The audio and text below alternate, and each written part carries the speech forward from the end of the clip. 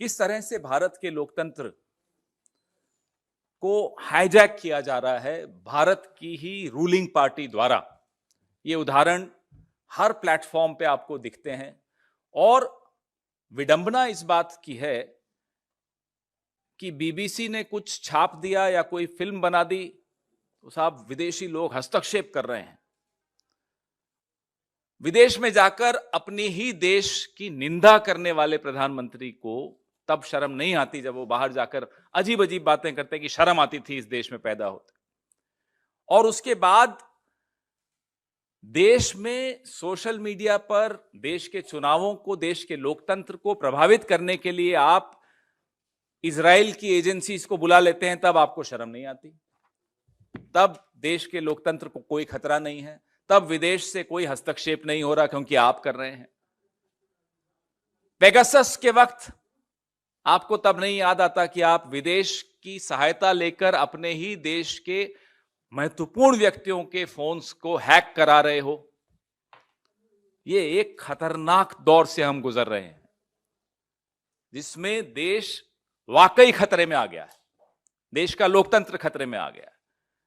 और ये जो बार बार दुहाई देते हैं कि साहब फॉरेन कॉन्स्पिरेसी, ये हिंदुस्तान में सरकार में बैठकर फॉरेन की कंट्रीज के साथ मिलकर कॉन्स्पिरेसी कर रहे हैं हिंदुस्तान के लोकतंत्र के खिलाफ। धन्यवाद पवन जी, आप सबको मेरा नमस्कार। और जैसा कि पवन जी ने कहा कि जो अंतरराष्ट्रीय साजिश की बात करते हैं वो देश में रहकर देश के खिलाफ अंतरराष्ट्रीय ताकतों से मिलकर साजिश कर रहे हैं और उसका पर्दाफाश लगातार हो रहा है। जैसा कि पवन जी ने कहा, शुरुआत कैम्ब्रिज एनालिटिका से हुई थी और कैसे उसने भाजपा के लोकसभा 2014 और 5 राज्यों में भाजपा की सहायता करी थी। फिर पेगासस का मामला सामने आया जिसमें विपक्ष के बड़े नेताओं पर, सुप्रीम कोर्ट के न्यायाधीशों के इर्द गिर्द, इलेक्शन कमिश्नर्स के आसपास और अपने ही लोगों पर जासूसी कराई गई। और अब ये जो नया मामला सामने आया है ये एक बड़ी खबर है और ये खबर बताती है ये एक कंसर्टेड एफर्ट था जिसका एक्सपोजे इंटरनेशनल जर्नलिस्ट्स ने किया है। और कुछ भी कहने से पहले मैं लिखकर दावा कर सकती हूं कि इसको भी अंतरराष्ट्रीय साजिश बोला जाएगा, लेकिन इसमें क्या पता चला है वो जानना और समझना बहुत जरूरी है। ताल अनान 50 वर्षीय एक इजरायली स्पेशल फोर्स के ऑपरेटिव हैं। उनका यह दावा है और ये सारी जो रिपोर्ट आई है वो अंडर कवर 8 महीने की कड़ी मेहनत, अंडर कवर रहने के बाद फिजिकल मीटिंग्स, ऑनलाइन मीटिंग्स, क्या दावे किए गए, उसकी क्या पुष्टि हुई, अकाउंट्स कैसे ट्रैक हुए, उसके बेसिस पर आई है। तो नटशेल में अगर संक्षिप्त में मैं आपको बताऊं तो इजराइल के कॉन्ट्रैक्टर्स की एक टीम है जो ये दावा करते हैं और इस रिपोर्ट का ये दावा है और उन्होंने पुष्टि भी करी है कि उस दावे में सच्चाई है कि कभी करीब 3 इलेक्शंस, विश्व भर के 30 बड़े चुनावों में इन लोगों ने हस्तक्षेप किया है। वो हस्तक्षेप हैकिंग के माध्यम से है और उससे ज्यादा वो हस्तक्षेप झूठ के माध्यम से है। झूठी खबरें फैलाना, प्रतिद्वंदियों का कैरेक्टर असैसिनेट करना, एक डिसइंफॉर्मेशन कैंपेन करना, फेक न्यूज फैलाना, अलग अलग तरह के बॉट्स बनाना, ये सारे काम ये इजरायली फॉर्म कर रहा है। इसके फुटप्रिंट इंडिया में भी मिले हैं, इंडिया में भी इसका इस्तेमाल किया गया और आपको सबको पता है कि बिना सरकार की सहमति हुए इसका इस्तेमाल नहीं हो सकता है। अब मैं आपको बताती हूं कि ये क्या क्या करते हैं। आप सबको पता है कि फेसबुक का जो संदिग्ध भूमिका लोकतंत्र को ध्वस्त करने में पहले से रही है, उस पर सवालिया निशान लगातार उठते रहे हैं। लेकिन ये जो फर्म है, जिस फर्म की हम बात कर रहे हैं, इसको टीम ओरे, शायद इसे प्रोनाउंस किया जाता है JORGE, I think in the dialect there it's called ore. Team ओरे का ये दावा है कि सिर्फ फेसबुक ही नहीं, वो Gmail, Telegram, LinkedIn, Instagram, YouTube, Twitter, सब पर उनके अवतार हैं। वो हर जगह फेक न्यूज फैला सकते हैं, वो हर जगह डिसइंफॉर्मेशन कैंपेन फैला सकते हैं, उनके बॉट्स होते हैं, उनका एक ऑलमोस्ट प्राइवेट मिलिशिया है सोशल मीडिया पर और वो हर तरह की डिसइंफॉर्मेशन कैंपेन प्रतिद्वंदियों के खिलाफ, जहां की सरकारें उनको एंगेज करती हैं और हिंदुस्तान में भी ऐसा करके फैलाया गया है। ये एक फेक पेटिशंस फैलाते हैं। लेकिन दिक्कत की बात यह है और हम दिक्कत के सवाल से शुरू करते हैं। दिक्कत की बात यह है कि जो इनका मोडस ऑपरेंडी है, जैसे ये ऑपरेट करते हैं, वो टोटल इमेज, टोटल मिरर होता है भारतीय जनता पार्टी के आईटी सेल में। और मैं छोटा सा उदाहरण आपको दे देती हूं।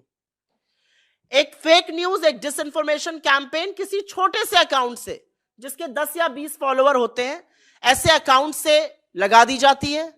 उसके बाद जो पूरा राइट विंग इकोसिस्टम है वो उसको फैलाना शुरू करता है। भारतीय जनता पार्टी के चुने हुए सांसद, विधायक, मंत्री, बड़े बड़े ऑफिशियल्स उसको शेयर करते हैं, उस फेक न्यूज को, उस डिसइंफॉर्मेशन को। और उसके बाद जो अधिकांश मीडिया है, स्पेशली जो नोएडा के कमांडो वॉरियर एंकर हैं, वो उसको गॉस्पल ट्रूथ, सत्य वचन मानकर अपने टीवी चैनलों पर लगा देते हैं। उस पर पूरी शाम, पूरी रात, पूरे दिन बहस होती है, एक नैरेटिव बिल्ड किया जाता है, लोगों के दिमाग में एक ये संशय डाला जाता है। और उसके बाद जब इसका पर्दाफाश होता है तो ये सब लोग चुप बैठ जाते हैं, क्योंकि the damage has been done. और मैं आपको एक उदाहरण से ये बता देती हूं। ये फोटो है मिस अमूल्या लियोना की। इन्होंने ओवैसी जी की किसी रैली में, उन्होंने ओवैसी जी की किसी रैली में पाकिस्तान जिंदाबाद के नारे लगाए थे।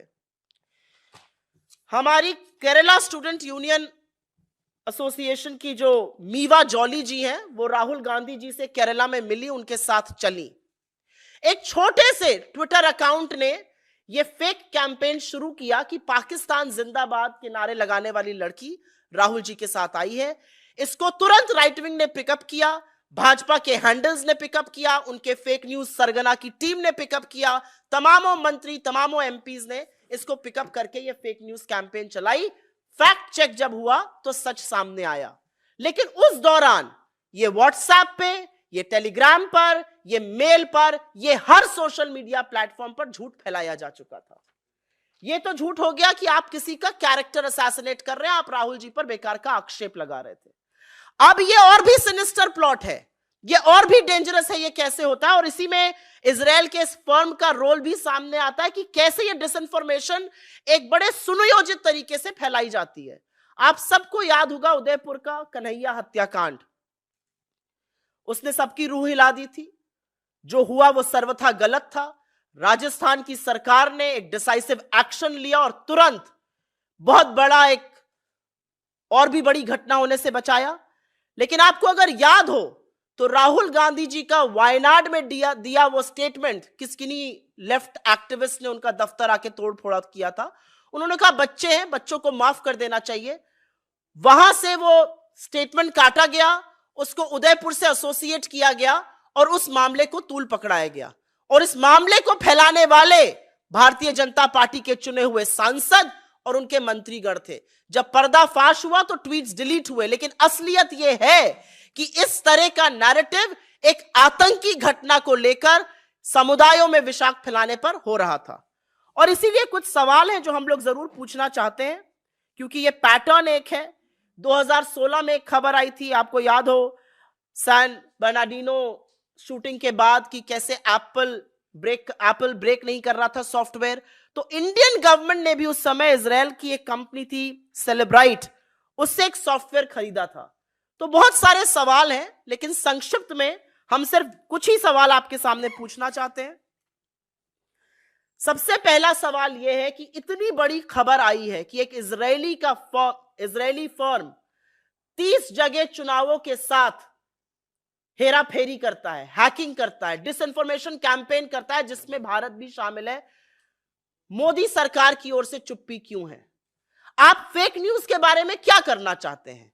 आपको फैक्ट चेकर्स से इतनी दिक्कत क्यों है? फैक्ट चेकर्स को आप जेल में डालते हैं और आपका पीआईबी फैक्ट चेकिंग जो है वो अगर सवाल पूछिए तो उसको झूठा साबित कर देता है। दूसरा, पेगासस पर अभी तक सरकार की ओर से कुछ नहीं बोला गया। यह अलग बात है कि सुप्रीम कोर्ट के सामने जो कमिटी थी उसने कहा कि सरकार ने इसमें सपोर्ट नहीं किया था।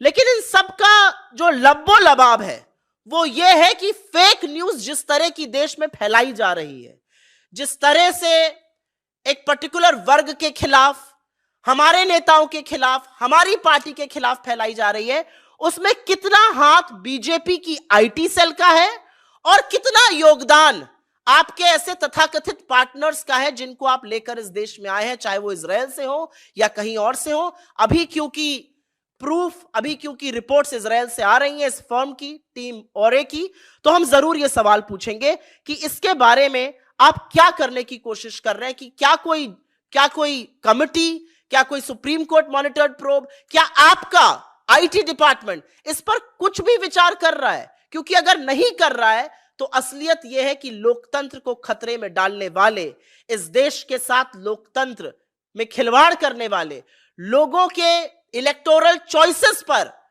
प्रहार करने वाले नरेंद्र मोदी जी की सरकार है। और यह सरकार इतने सुनियोजित तरीके से यह कर रही है और इसमें मदद ऐसी कंपनीज की ले रही है जो फॉरेन कंपनीज है, जिनको हमारे चुनाव में, हमारी डेमोक्रेसी में, हमारे लोकतंत्र में इंटरफेयर करने का कोई भी मतलब नहीं है।